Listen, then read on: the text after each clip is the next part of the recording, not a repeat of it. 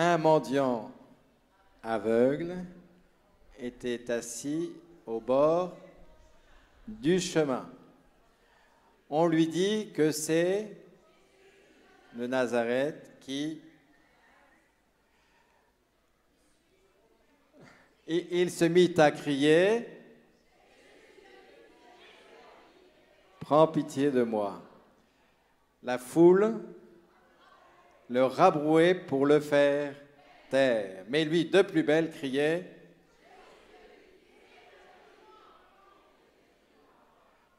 Jésus s'arrête et dit,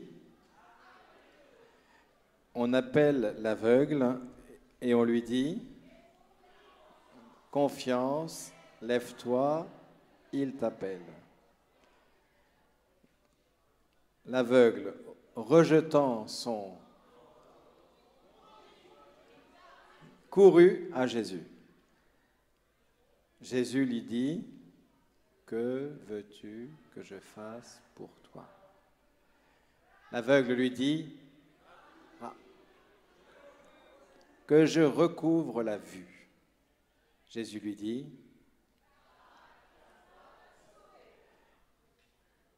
et aussitôt, ça c'est Dieu, aussitôt, il recouvra la vue et il le suivait sur le chemin. Ben, c'est juste ce petit mot, cette dernière phrase qu'on va traiter ce matin. Aussitôt, il recouvra la vue et il suivait Jésus sur le chemin. Nous sommes heureux d'accueillir Emeline et Paul de Lattre avec leurs 4 enfants.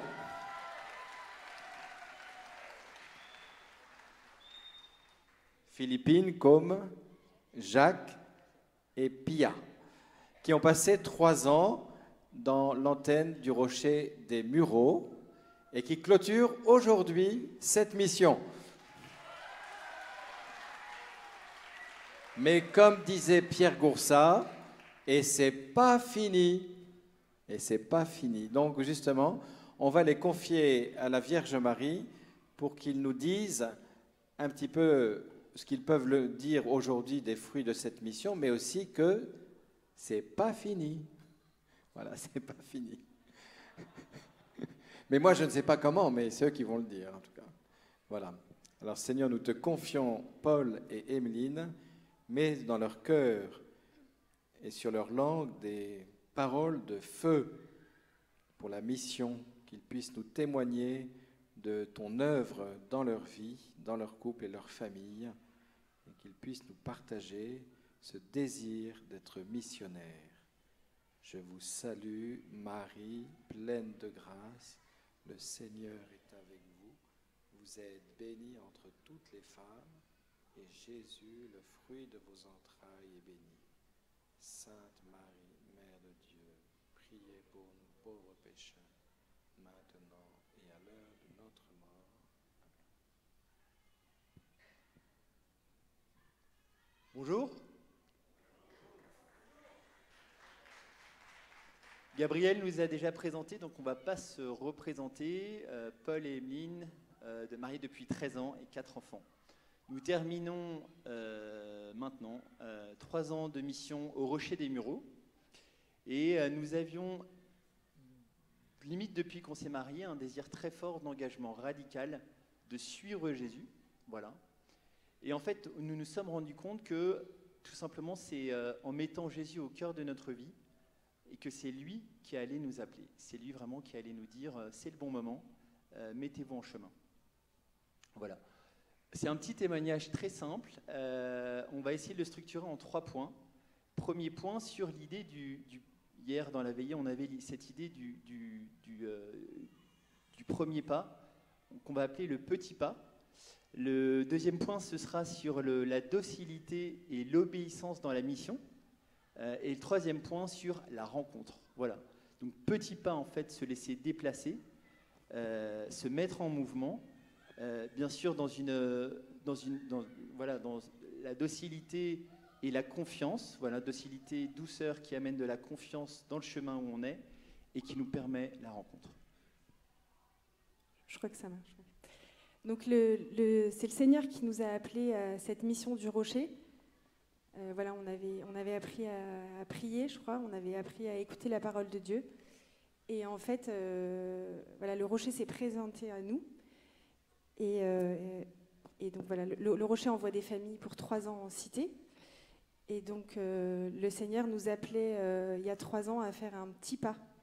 Voilà, on habitait à Versailles et on a été envoyé en mission à 30 km de chez nous. Donc c'était un tout petit pas pour nous que le Seigneur nous demandait de faire. On avait un peu, le chemin pour nous était balisé, on avait un peu gardé certaines sécurités. On nous demandait de déménager à 30 km. Puis l'autre sécurité, l'autre chemin vraiment qu'on voulait baliser, on était flippés en gros. Et donc, Dites-moi, ça va mieux là? Et l'autre chemin balisé, en fait, moi j'ai un boulot super intéressant, l'asymptote de ma carrière chez Renault en marketing, bref, un boulot qui me comble. Et je me dis, oh là là, pas question de lâcher mon boulot, au moins pour cette première année de mission, je garde mon boulot et on verra le soir et le week-end comment je pourrais me donner dans la mission.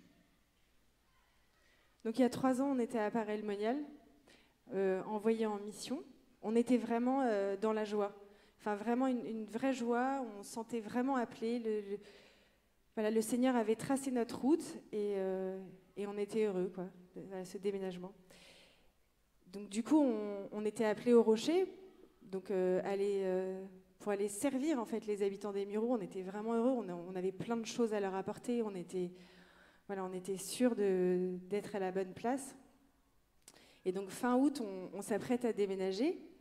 Et en fait, on avait une fois de plus encore gardé nos sécurités. On avait pris une société de déménagement. On s'était même offert le luxe en se disant il faut vraiment qu'on soit disponible, qu'on soit pas fatigué, donc ils vont nous faire les cartons. Voilà, on est vraiment serein, on est tranquille. Demain, on démarre notre mission au Mureaux, on déménage. Et donc, premier jour de la mission, premier grain de sable, la société de déménagement ne vient pas.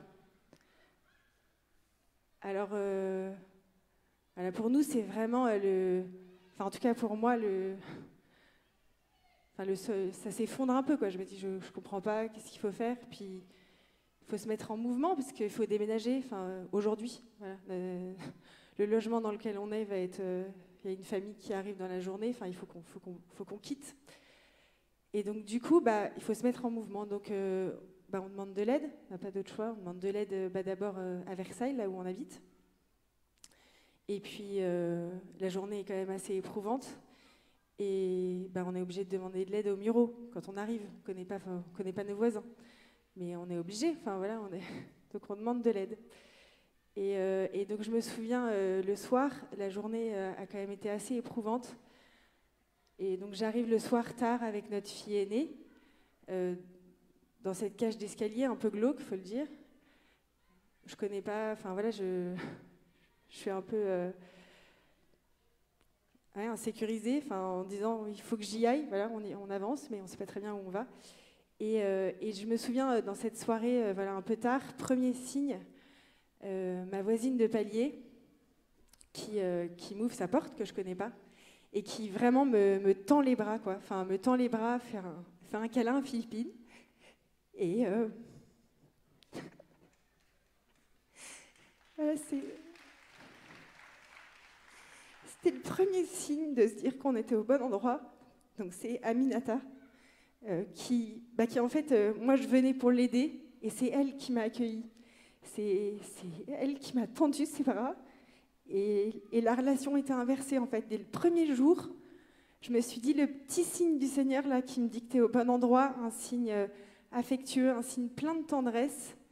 Qui en fait, moi j'arrivais sûre de moi et en fait elle m'ouvrait ses bras et je me disais en fait voilà c'est parti, on est au bon endroit. Mais en fait c'est elle qui va m'accueillir, c'est elle qui va me montrer le chemin à suivre. En gros la relation est complètement inversée. On vient au début, on est tout feu tout flamme, on se dit on va sauver, on est des sauveurs, etc. Et en fait c'est eux, c'est aux Mureaux, c'est les habitants des Mureaux qui nous accueillent, qui ouvrent grand leurs bras. Comme Marie, et qui vont vraiment nous mettre en confiance. Voilà.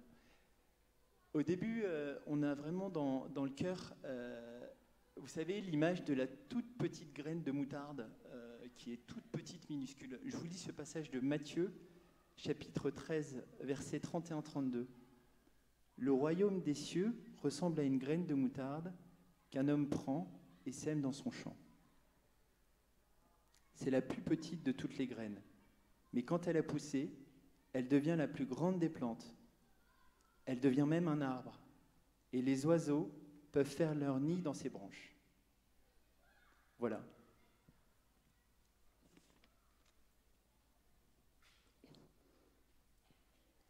Voilà. Et dans cette attitude d'accueil, en fait, Aminata, notre voisine, elle nous donne de la douceur et elle nous met en confiance. Voilà, elle nous protège. Et on en arrive à notre point 2, en fait. C'est cette attitude de docilité et d'obéissance dans la mission, en fait, qui est notre fil rouge, notre fil conducteur, et qui nous permet, en fait, de tenir bon. Et du coup, voilà, là, on a mis un pied dans la barque, mais on a quand même un pied qui est resté à quai. Et donc, du coup, voilà, cette première année se déroule. Mais à un moment donné, quand vous avez un pied à quai et un pied dans la barque, Gabriel l'a bien montré. Moi, c'est vraiment une image qui est assez parlante pour nous. Il faut qu'on se réunisse à un moment donné, parce que sinon, ça va pas marcher. Donc, soit on va décider de prendre le bateau, on sait pas très bien où on va aller, soit on va rester à quai. Donc, c'est un peu ce qu'on a vécu au début de cette deuxième année. Bon, la première année, pas facile. Moi, je suis au boulot, super intéressant, ça me comble. Je fais des recherches, du marketing, dans l'automobile, sur la Chine, la Corée. Waouh, trop bien. Et puis, Emeline, c'est une situation assez différente. Elle est en équipe, elle vit la structure, vous savez, de la prière du rocher, la messe, l'adoration, la louange, qui fait partie vraiment de la journée rocher. Voilà, on vit un peu des réalités différentes. Et alors moi, bon, vous allez me dire, j'ai des petits grains de moutarde. Je participe tant bien que mal le soir au tour de rue où on va rencontrer les habitants. Le soir, certains soirs à des cafés philo, voilà. Mais bon, c'est un petit peu bancal. Et donc moi, je me dis, j'ai dans le cœur qu'on pourrait faire un autre tout petit pas. Pour moi, ça paraît un tout petit pas. Je me dis, Paul pourrait prendre une journée dans son travail, poser une journée par semaine pour qu'on puisse vivre cette mission, passer à 80%. Pour moi, ce petit pas, en fait, c'est énorme. Mais déjà, dans toute la semaine, j'arrive pas à finir mes rapports, mes recherches, etc. Donc, en 4 jours, ça va pas le faire, quoi. Et moi, j'insiste un peu, je comprends pas. Moi, je suis à fond dans la mission. Je trouve qu'une mission, ça se vit, ça se raconte pas. Donc, je me dis, si, tu vas prendre une journée. Là, je dis, Emeline, ça va vraiment pas le faire. Tu me connais, j'ai eu des difficultés, j'ai été lent. J'ai mis un sacré bout de temps à prendre ce job qui est juste le rêve, quoi. Et donc, non, il n'y a pas moyen, je bougerai pas. Et donc, du coup, là, voilà, vraiment aidé par des frères et sœurs dans la communauté, dans nos groupes de prière. En fait, j'ai vraiment dans le cœur que moi, mon petit pas que je pourrais faire, en fait, c'est de lâcher. C'est d'arrêter d'embêter Paul avec cette journée, c'est de le confier dans la prière, c'est vraiment de le déposer dans la prière, c'est de prier pour Paul, c'est de prier pour notre unité. Voilà, le Seigneur nous a appelés dans cette mission, donc en fait, il va nous montrer le chemin. Donc je suis un peu dans le brouillard, mais je me dis, voilà, Seigneur, j'ai confiance, et je viens vraiment le déposer dans la prière. Progressivement, en fait, je me rends compte qu'il y a un enjeu d'unification. On a décidé pleinement, quand on était à Versailles, librement, de partir et d'accepter cette mission. Et là, donc, l'enjeu, c'est de s'unifier en famille, de s'unifier en couple, de se réunir, de se retrouver pour accepter ce challenge. Et donc, je décide là de rejoindre, en acceptant en fait ce jeudi de mission, Donc d'accepter le 80% finalement au bout de 6 mois, hein. Mais d'accepter en fait de rejoindre la barque. Voilà.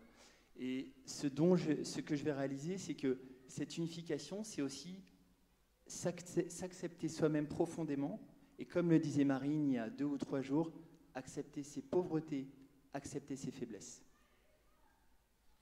Et donc les petits pas, on appelle des plus grands, parce que moi dans la prière, j'avais pas simplement déposé que Paul dépose une journée. Je m'étais vraiment dit, il faut qu'on vive cette 3e année ensemble, mais je lui avais pas dit. Et l'été dernier, Paul m'a dit, je vais prendre un congé parental en fait. On va vivre cette dernière année ensemble. Donc voilà, il y a 1 an, on s'apprêtait à on démarrait en fait notre 3e et dernière année, mais du coup une année encore une fois totalement nouvelle. Et en tout cas, on partait tous les 2 dans la même barque, ensemble. Voilà. Ce matin, vous savez, dans Bartimée, on parle de manteau. Moi, c'était une carapace que j'avais. Et en fait, cette carapace, je me suis dit, voilà, j'ai envie de faire des trous, j'ai envie de l'enlever pour vraiment aller dans cette barque et rejoindre déjà ma femme et rejoindre pleinement, accepter pleinement la mission. Ce qu'on a réalisé plus tard, c'est qu'en fait, tout au long de ce chemin, le Seigneur vraiment allait nous aider et rendre ce chemin possible, clairement en nous donnant des grâces pour rendre cette mission féconde. Et donc du coup, c'est un peu le 3e point, quand on a ôté son manteau, quand on est... voilà, je pense que tu pourrais le dire mieux, mais vous ne pouvez pas vous imaginer à quel point on se sent libre, on se sent heureux, on se sent déchargé. On avait vraiment un sentiment de légèreté en ce début de 3e année. Voilà, on ne savait pas très bien où aller, on était fatigués, mais on était vraiment serein et heureux. Et c'est vraiment une joie, c'est une joie profonde. Enfin, c'est pas, voilà, on se sentait profondément unifiés dans notre vie de couple et profondément à notre place. Donc on démarre cette 3e année et voilà, c'est un peu du coup le 3e point, le temps de la rencontre, quand on se met dans une certaine disposition, en famille, voilà, on peut vivre des choses. Du coup, moi je voulais vous lire le texte de Marthe et Marie qui nous a quand même pas mal habité cette année, et puis c'est durant ces 3 ans. Comme Jésus était en chemin avec ses disciples, il entra dans un village et une femme du nom de Marthe l'accueillit dans sa maison. Elle avait une sœur appelée Marie qui s'assit aux pieds de Jésus et écoutait ce qu'il disait. Marthe était affairée aux nombreuses tâches du service. Elle survint et dit : « Seigneur, cela ne te fait-il rien que ma sœur me laisse seule pour servir ? Dis-lui donc de venir m'aider. » Jésus lui répondit : « Marthe, Marthe, tu t'inquiètes et tu t'agites pour beaucoup de choses, mais une seule est nécessaire. Marie a choisi la bonne part, elle ne lui sera pas enlevée. » Moi, ce texte, j'ai l'impression de l'avoir compris finalement que, peut-être que maintenant, ou pas encore tout à fait. Je trouve qu'il nous rappelle vraiment que pour servir, en fait, il faut vraiment être avec Jésus et demeurer avec lui. Donc on met Jésus avec nous dans la barque et c'est lui qui nous conduit pour vivre ce temps de la rencontre. Voilà, pour ouvrir et pour que chacun puisse se poser une question. Dans ma vie tous les jours, dans ma vie quotidienne, est-ce que j'ose me laisser déplacer par l'autre, par le différent, par l'imprévu, par la rencontre ?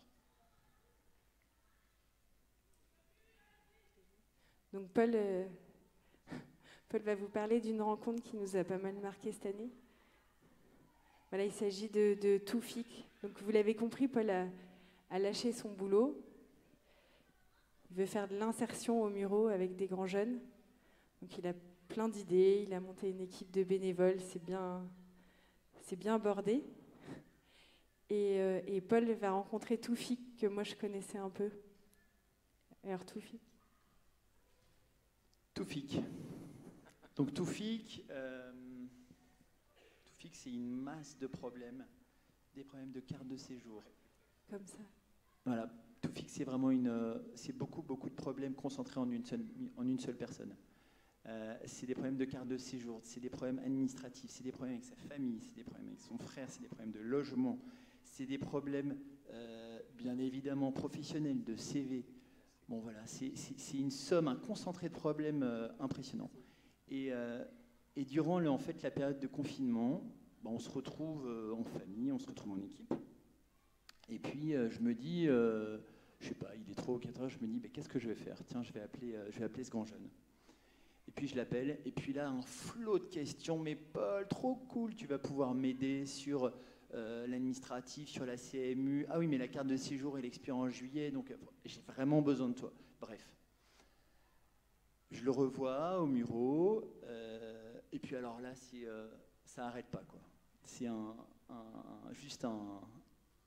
Il l'appelait, je pense, 14 fois par jour, à toute heure du jour et de la nuit, et Paul, à chaque fois qu'il l'appelait, il était disponible. Enfin, peu importe ce qu'on faisait, peu importe ce qu'on vivait, il descendait.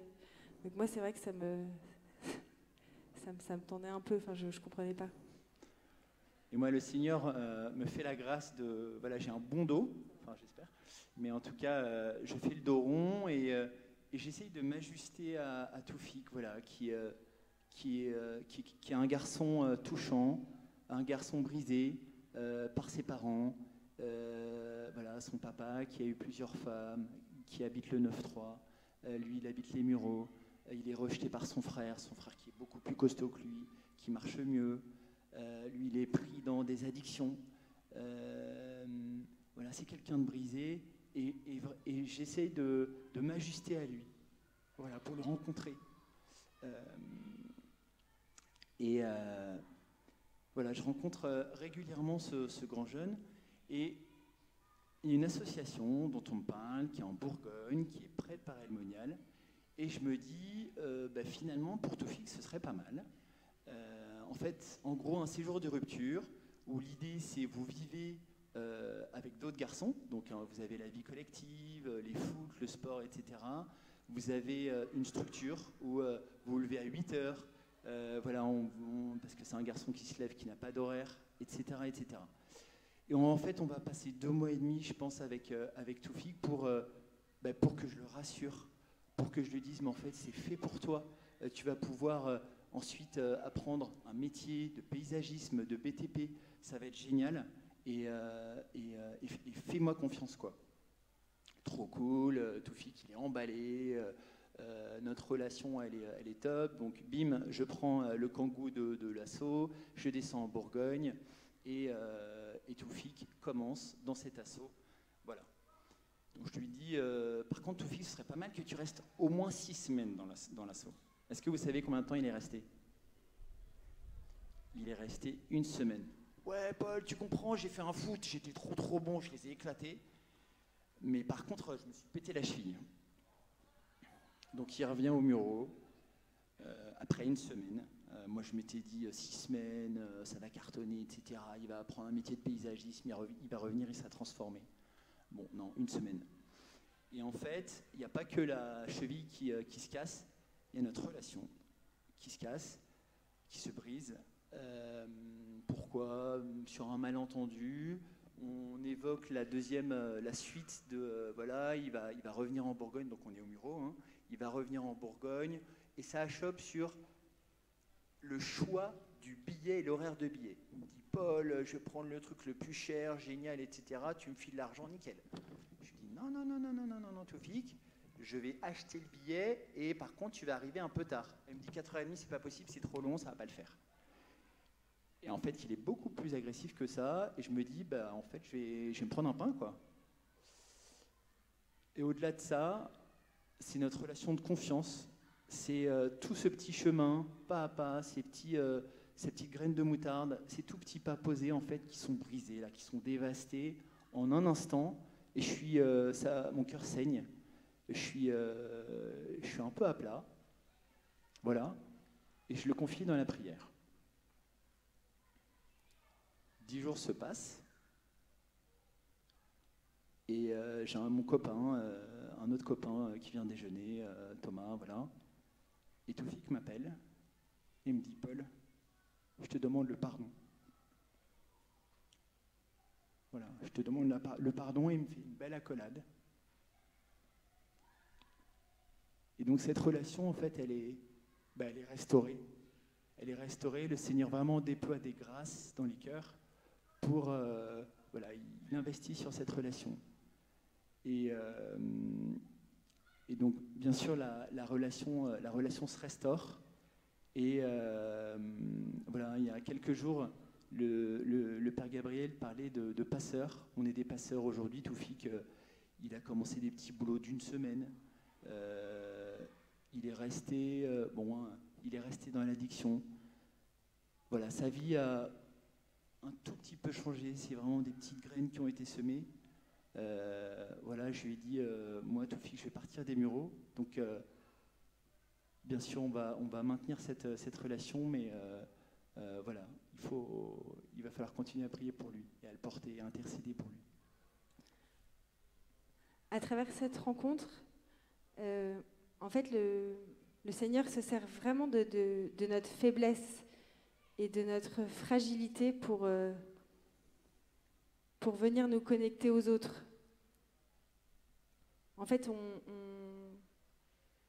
dans Miséricorde, il y a la misère au cœur.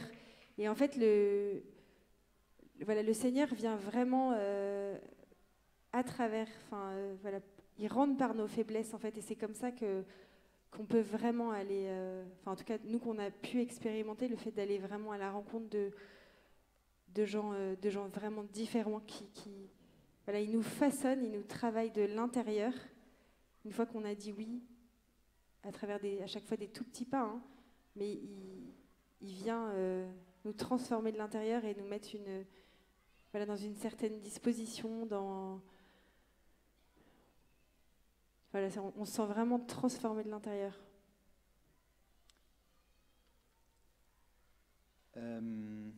Voilà, juste quelques anecdotes de tour de rue pour vous montrer que le Seigneur est avec nous dans la mission.